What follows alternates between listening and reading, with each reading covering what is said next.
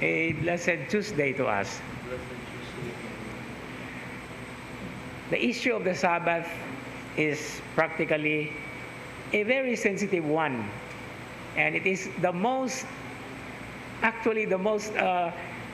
catching episode, or one of the most catching episodes in the gospel reading. Now, the accusation that was actually thrown at Jesus was he was not following the Sabbath.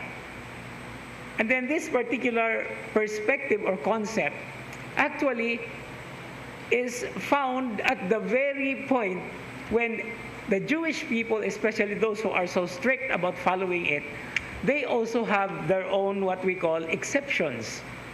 Because the Sabbath, according to a particular gospel related to this, during the Sabbath, if the ox or the cow falls on the pit on a Sabbath, the owner has to take it out of the pit because the cow or the ox will be used for plowing the following day. So to carry that ox is a heavy thing, so it's allowed. Now here is a man who was carrying his mat. Just a mat. He was not carrying a bed anyway. No? Was it?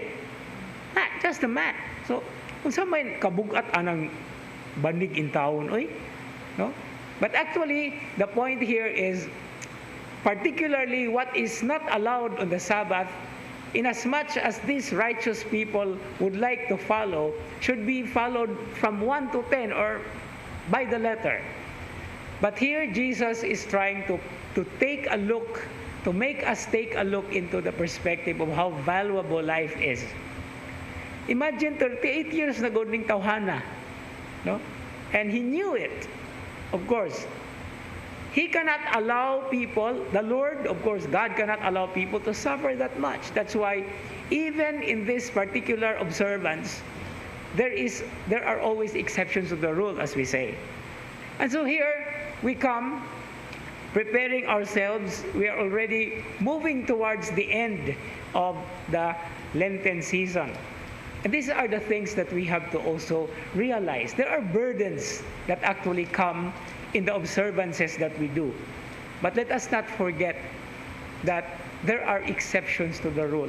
I remember last Friday evening, we launched the New Testament Cebuano translation of the San Pedro Calungsod Bible Translation Commission. It was a Friday, but we were allowed to eat lechon. Of course, on my part, I was a little bit, But anyway, we have to take a look into things that there are exceptions. And these exceptions are not something that we can just do every now and then. This is a privilege precisely because it reminds us that there is a higher value given to even the observances that we do. And that higher value is practically about life. Life that is celebrated, life that is valued, and life that is most precious, because that is God's greatest gift to us.